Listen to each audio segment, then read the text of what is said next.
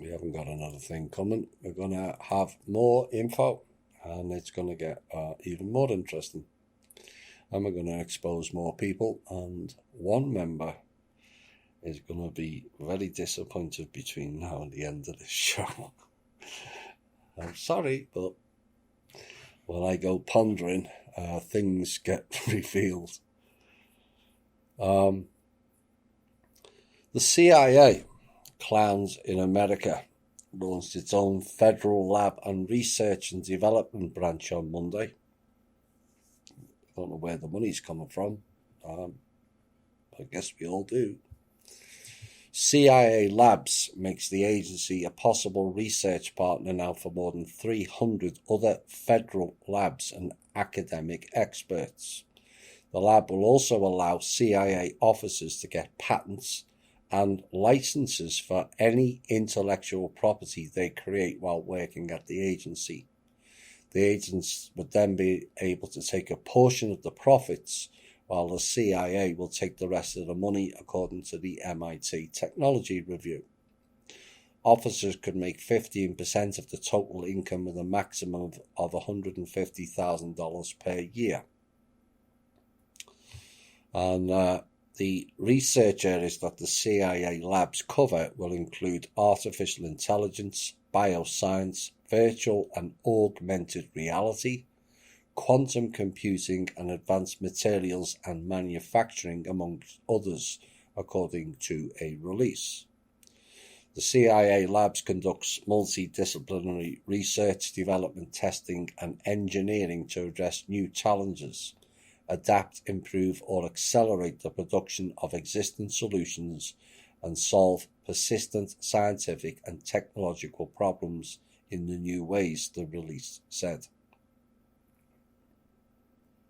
Fine when you get all the patents ahead of everyone else. Just saying.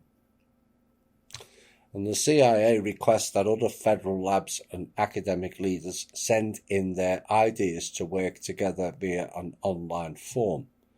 Dawn Meyerichs, the head of the CIA's Director of Science and Technology, said in a statement that CIA labs will help us maintain our competitive edge and dearly me, protect our nation. Oh dear. Really? CIA protect our nation. Oh my. And they said some phenomenal innovations have come from the CIA over the years. Of course they have, because they were directly involved in the Roswell and Aztec crash, where they reversed the technology and used it underground, but denied it to the public. And with CIA labs, we're now better positioned to optimize developments and further invest in our scientists and technologists, it said. Well, what could possibly go wrong with this enterprise? And it sounds eerily like the same plan I was asked to impart engage in with the trustee and her former partner to me, the latter of which turned out to be rogue. And it's something she needs to address. It sounds like the Science Centre. Now, this is just another let's keep it all in-house, and a private group said to be connected and working for our government when they are not. And this is another attempt to avoid government oversight. And this practice and group needs to be banned outright. The CIA have been found wanting and engaging in every criminal act possible, and the public and government trust in them should be zero. That's not all the people in the CIA, but certainly the top-end people are. Because if the top-end people were not, they would have addressed the thousands of issues of criminal acts within that organisation and haven't. Here is a little-known factoid. that his story often leads out of the narrative at our expense, and another fact that makes no sense in light of their story. Did you know that there was around 150,000 German Jews that served in the German armed forces, even in the SS? And Hitler's personal chauffeur, as well as his personal doctor, were both Jewish. So the article said if he'd really been exterminating Jews as stated, why was he training them in trades to look after themselves following deportation?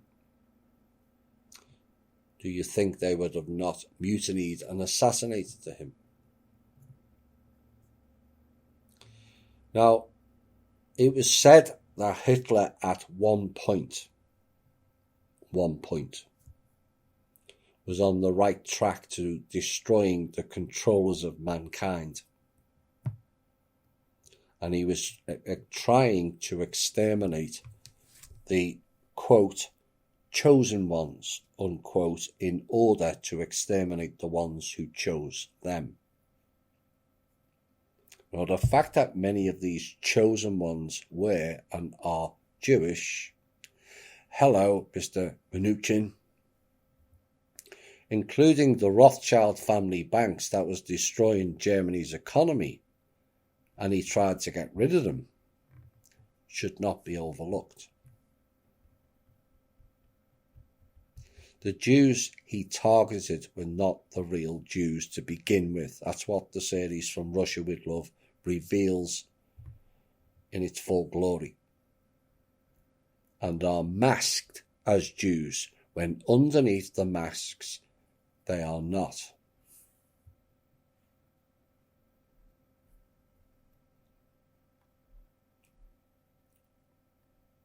Something doesn't make sense. Am I saying Hitler's good? No, I'm not.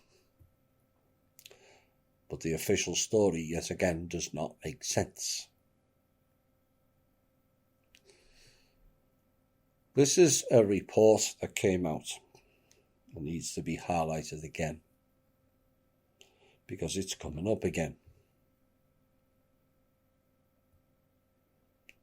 On March the 21st, 2016, election year, Donald Trump addressed some 18,000 supporters of the American Israel Public Affairs Committee, AIPAC, an influential pro-Israel lobby group, and outlined his most detailed thoughts yet on the prospects for Middle East peace, on curbing Iran's nuclear ambitions, and on defeating the violent extremists of the Islamic State. Now, Trump's AIPAC speech, which was unusually for him, he read from a prepared text, was a mixture of pandering, implausible bluster, and contradictory promises, according to the report. And he denounced the United Nations as an anti-Israeli opponent of democracy.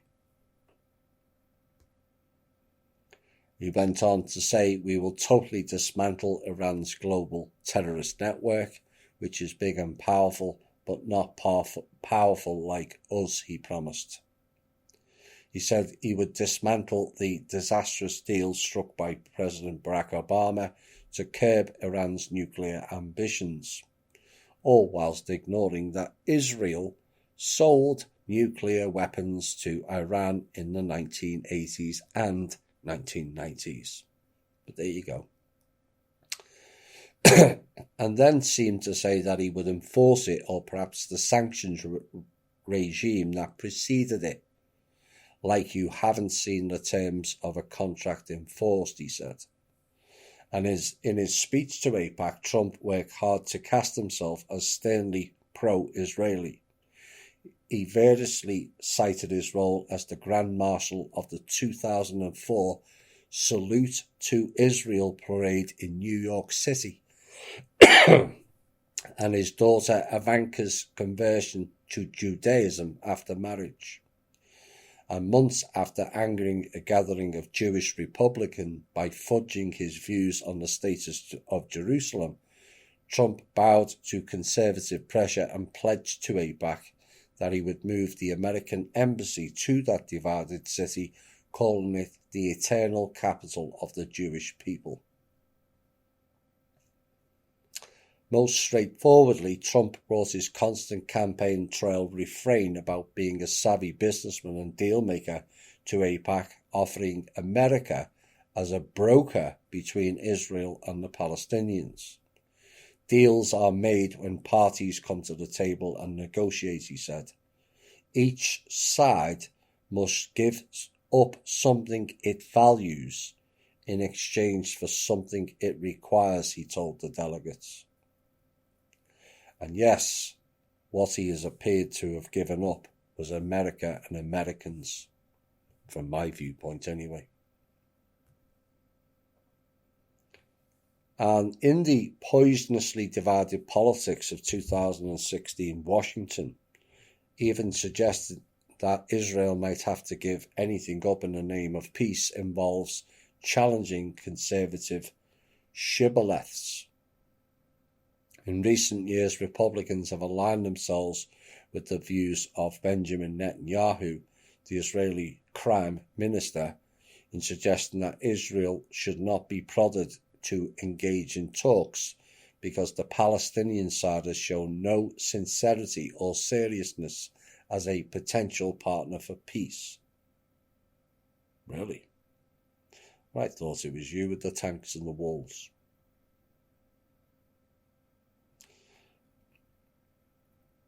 And that last line is classic agency and alt media clownery, that. Accusing others of doing what they have done or haven't done. Now jump forward a few months to November 2016 and Israel's headlines were screaming, Netanyahu hails Donald Trump as a true friend of Israel. And Israel's far right in the form of Education Minister Naftali Bennett for the religious settler party Jewish Home was in ecstasy. Bennett said Trump's victory is an opportunity for Israel to immediately retract the notion of a Palestinian state in the centre of the country, which would hurt our security and just cause. And this is the position of the president-elect then. And the era of Palestinian state is now over, he declared. That was 4 years ago. Make of that what you will. Is it willful or is he under threat?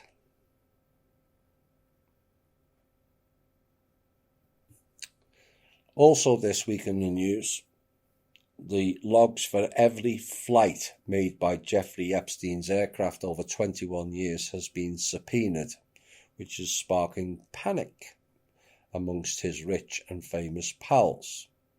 And the Attorney General for the US Virgin Islands, where Epstein had a home, has demanded logs for his 4 helicopters and 3 planes from 1998 to last year. Denise George has filed a lawsuit against Epstein's estate, alleging 22 counts including aggravated rape, child abuse and neglect, human trafficking, forced labour and also prostitution. As well as the passenger lists, Ms. George is seeking any complaints or reports of potentially suspicious conduct and any personal notes the pilots made. Now, the people who put this out said they reported last year that the information shows US President Bill Clinton flew with Epstein 29 times and most times with underage girls. They also reported that Clinton, an Obama economist and the former president of Harvard, Larry Summers, who was born too, took numerous flights on Jeffrey Epstein's jet as well. He even flew on Epstein's jet to Epstein's infamous Orgy Island 10 days after his marriage in 2005. also reported that Clinton's former national security advisor, Sandy Berger, born in and born to, took a flight on the Epstein Express from Epstein's orgy island as well. US News reported that about Berger for being charged with stealing documents from the National Archives by stuffing them in his clothes to protect President Clinton and himself from actions related to Osama bin Laden. And it was also noted that Al Gore also flew on the Epstein Express. There's more to follow, I'm sure, and hopefully let's see if we can trump that list.